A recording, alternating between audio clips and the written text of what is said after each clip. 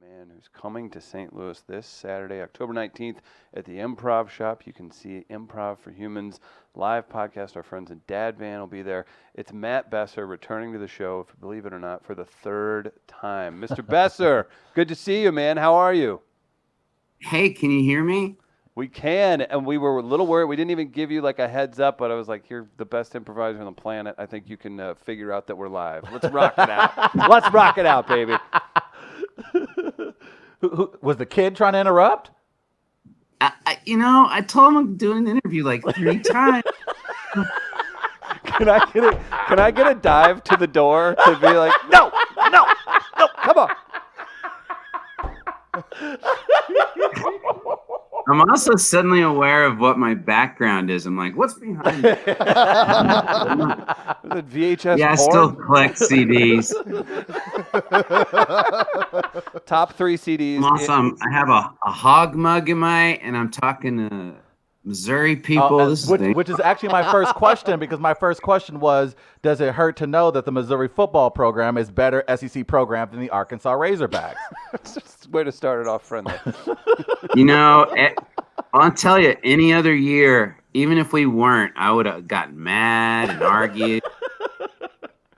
But this year is just, oh man. Brutal. I never say negative stuff about the Hogs on social media, ever, even when I'm feeling it.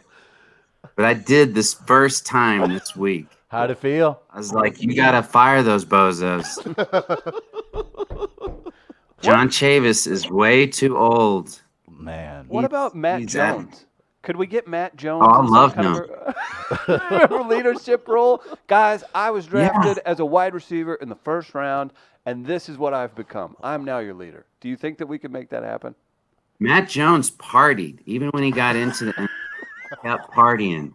A lot of those old Hogs do, and they come back to Fayetteville and they get a DWI. Do you guys have that too? Like the athletes come back and they get a DWI? We generally allow our student athletes to do it while in college. Sometimes the head coach gets one after a couple big glasses of wine, apparently.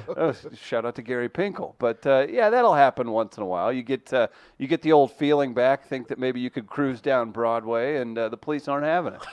Assholes. Well, many people forget, I think, that Baker Mayfield, do you guys remember this? Yes. Baker Mayfield, Fayetteville, for some random reason, and got tackled by a couple of state troopers. You guys see that footage? He's not even a Hog. That was so weird. Matt Besser coming to St. Louis this Saturday. You can check him out at the Improv Shop in the Grove. Tickets are only $12. It's Improv for Humans. And again, it's going to be a fun time. Our friends in Dadvan are going to be with that. And you guys, now you have, like, it's so strange.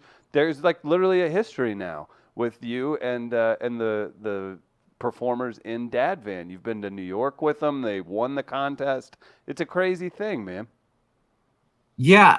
I'll be totally frank. When we did this, I met them through a contest we did with my podcast, Improv for Humans. I did want to meet improv groups in the middle of the country. When I did the contest, I didn't allow LA or New York to be in the contest. You got to freeze. Oh, he's such a good actor. Grow up in a big entertainment capital, so I wanted to reach out to places like where I grew up.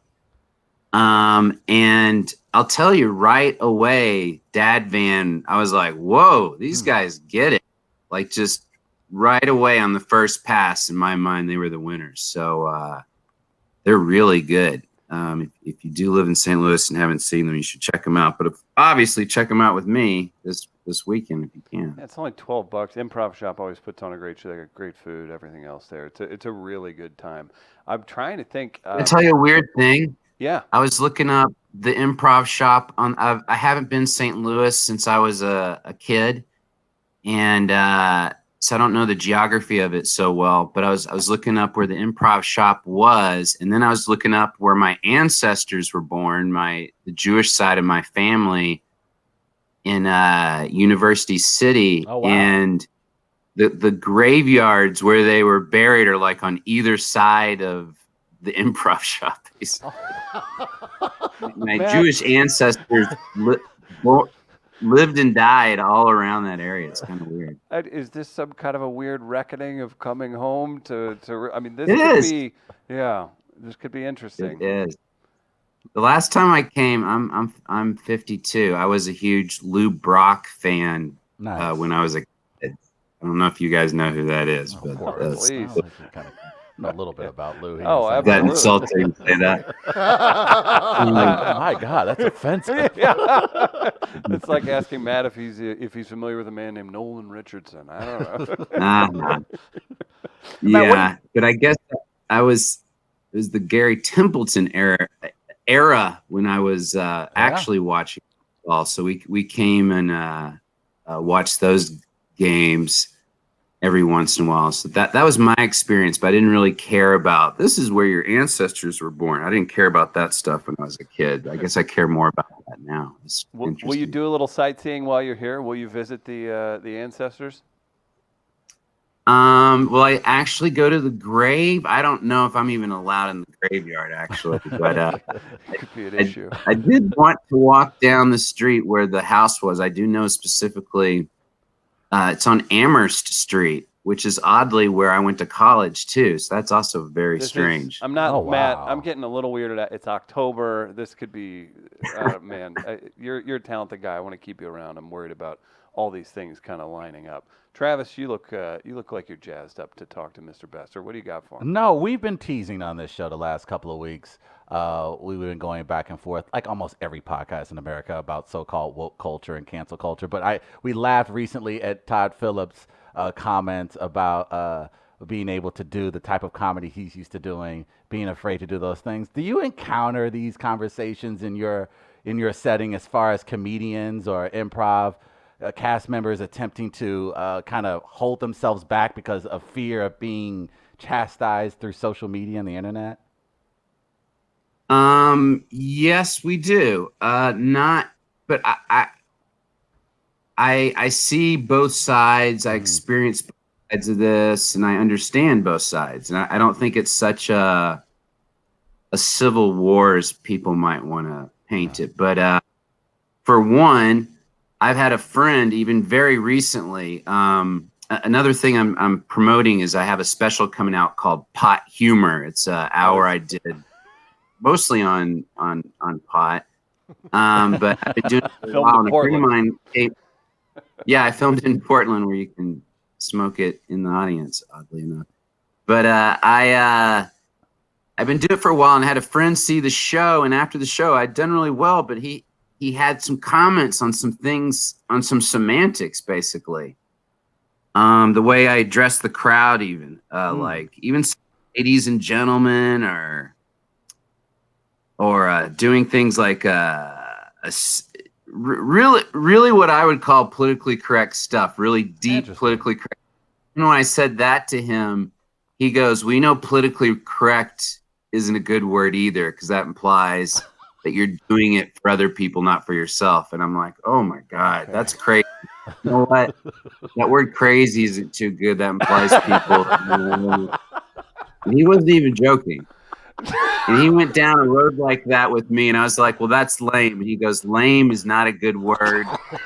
Some people who are crippled view that word as, I'm like, holy shit, I can't even talk to you, dude. But after that conversation with him, I did correct some of those words. I didn't correct all of them according to his opinion, but I bet I corrected about a third of the things he recommended to me. Wow. I changed my act because he opened up my mind. Some of the stuff I thought was crazy. And we were getting drunk that night. And later that night, we were talking about something else. And he was like, that's crazy. And I went, you said crazy. You still use the word crazy. Crap. We heard from some people in the audience that it was a absolutely insane time filming that in Portland. I mean, is there a huge difference whenever everybody's baked out of their mind? Is there more editing that you have to do because maybe things weren't quite as funny as you thought they were? How does that work? Oh, actually, well, I've done this show as a 420 show for years. Nice. So it's kind of a greatest hits of that show. And when we started doing that show like 10 years ago, the culture was much different. And it was almost like a speakeasy show because people would get high at it, but it felt like lock the doors or, it's allowed for real. And I used to do a narc test back then, which is still at the top of the special. It was almost for real then, and now it's sarcastic. But people have gotten high during that show for years, I guess is what I'm getting to. And sometimes the laughs are really hard at the beginning of the show, and then you notice during the middle of the show, there's about 5 people asleep in the audience. So I was a little concerned about that for my special, but I was lucky. They all stayed awake. There was one bit where I'm walking around the audience and I'm talking about cunnilingus. I'll call it right now. Rating for the show. And I'm talking about code words you use to talk in front of your kids when you're talking to your wife, and I'm talking to the audience about that. And then all of a sudden I reveal that my wife is there, and everyone's like, "Oh, she's actually here! Oh my God!" So the camera and the spotlight go on her, and I'm talking to her, and all of a sudden I notice this kid, really, this like 20-year-old sitting next to her, looks like he's asleep. His eyes are dead closed, and he's right next to her. So I'm in my head going, "This is my special I'm shooting, and it looks like some dude fell asleep next to my wife." But then I notice he's smiling as I keep talking to her. And then I see that he's kind of rocking back and forth. And then I like grooving, like he's at a concert when you're into a song and you kind of just close your eyes and you get into the rhythm of it. And then I say, he is awake. He is just grooving to my comedy. So then I do a picture-in-picture with him at different points during the rest of the special, just at random points. I'll just cut to this dude totally high, grooving to the comedy. The good folks. But they had dab rigs there. It was crazy. It looked like there was a fog machine, but it was just constant. Oh my God. And that's why comedy. And I was talking to the audience a lot. They were really high. Sometimes they couldn't even talk when I would ask them a question. They'd be speaking. They're like, they're so. That's absolutely perfect. Matt, as far as the live show with Improv for Humans, it's an easy listen too. If you just go download it, the live experience, whenever you bring people up, I believe the one you did in New York, you had Tim Meadows with you, some other friends. Whenever you jump on with a talented group, is there something special you bring to each city? This is such a general question, but I am curious how you kind of go about. Is it just literally you're just going to go with the flow and do what you've been trained to do for the last however many years that you've been perfecting your improv skills, or is there a specific set of things you want to hit depending on where you're performing? Well, I guess that is the great thing about improv, which, as you know, I don't know if I'm insulting you like Lou Brock, but it also out in St. Louis at a place called The Compass. You guys know about that? Sure, yeah, Compass Improv Group, right? Yeah. But my guru, Del Close, he started out at this place called The Compass in St. Louis, or that was one of the absolute first places where this type of improv was born. There in Chicago, I'd say, were the really they invented something they called the kitchen rules, which is where yes and that phrase was literally born. Okay. But one of the big aspects and philosophies behind improv was, let's stop doing these stodgy old Ibsen plays or whatever, plays from another era. Let's just find out what the audience wants us to talk about. So I always liked that attitude of where that began, of like, forget what I have prepared. What do you guys want to talk about? So I like that, and that's the whole philosophy behind it, and I think it's kind of cool. I'm returning to the place where that started too. Oh, it's fantastic that you're even aware of that. As far as your writing credits go, they're absolutely insane as well. He won't talk about it. I love bringing it up because I thought it was a cool opportunity. Travis, my co-host here, did some writing with Sesame Street over the summer for a few months out in Brooklyn. Got to see how the bigger shops worked out, right? Got to see when the big boys come in the room, somebody who runs Nickelodeon coming through.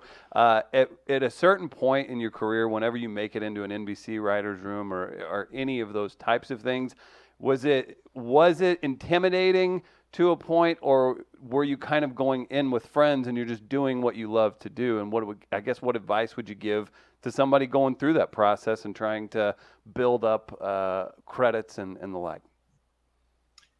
I've been lucky enough that I've usually been the guy running the room on in time when it would be an intimidating situation. And the times where I've been brought into the room, they're usually what is called like a punch up. Yep. And it's usually a friend of yours bringing you in there, and you're doing it to them as a favor. So there's no stake. So it's usually just absolutely fun. It's a bunch of funny people pitching jokes. And in those situations, it's usually just one night. So it doesn't seem like a grind at all. Okay. And then on the other side of the table, like I said, when I'm the head writer, from my world, I don't know if every writer's room is this way, but we are coming from the UCB. I'm hiring people I know from the UCB. I'm not hiring strangers at all. So there's not that awkwardness of let's get to know each other. My wife, on the other hand, she's she's a writer on a lot of network shows where she's done shows where she can walk to the writer's room and not know anybody. And everybody else doesn't know everybody else because they're writers, and writers aren't as social maybe, whereas I'm coming from a big pool of performers and improvisers. I see. But she's done stuff like, we're going to go play miniature golf to bond. They do those kind of things. Whereas the improv world doesn't, we're already on the same page, I guess, if that answers your question. Yeah, it does. And and another thing just a comment about the improv world, we're lucky we get to talk to entertainers, comedians, improvisers, all these types of different people a lot. A friend of ours over the years, a guy named Tony Cavallero, has just gotten a breakout spot on Righteous Gemstones. And to most people, it's like, where the hell did this guy come from? But you all grind away, yourself included. You go to your own he's a groundling, and you'll still see yourself, whoever that's on a network TV show, you're still at your own theater teaching, honing the craft, all those things. I guess, I'm trying to think the best way to put this.